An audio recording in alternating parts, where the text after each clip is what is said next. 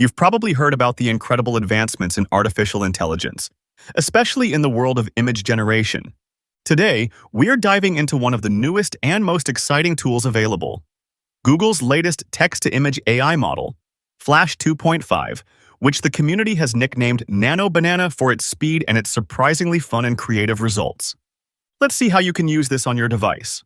First, I will open the browser and enter into the address bar istudio.google.com. I will not use the Gemini app, but the AI Studio website. After I log into my account, I will click on the chat button on the left. I see in the center of the page an option called Try Nano Banana. I will click on that. If you do not see this, you can click on the Generate Media section on the left. You should see this option there. Now, let's begin the creative process. The key to good AI image creation is to be as descriptive as possible. Don't just say, a dog. Describe the dog, the setting, the style, and the lighting. For my first prompt, I will type, a photorealistic fluffy corgi wearing a tiny superhero cape, standing on a windy cliff at sunset, cinematic lighting, epic style. I've included the subject, its appearance, its clothing, the location, the time of day, and the desired style. Now, I will press enter. And wow, look at that speed.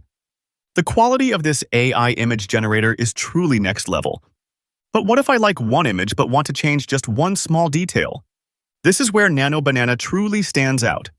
I can edit the image by giving different prompts. Let's say I want to change the cape. I will write a prompt, edit the cape to be a leather biker jacket. I will then press enter. We are telling the AI to only regenerate the part of the image we selected based on our new instructions, while keeping everything else exactly the same. It perfectly blends the new element into the existing image.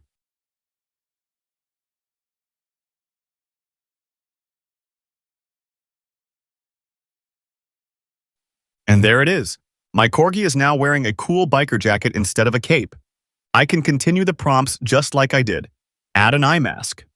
Let's look at the results.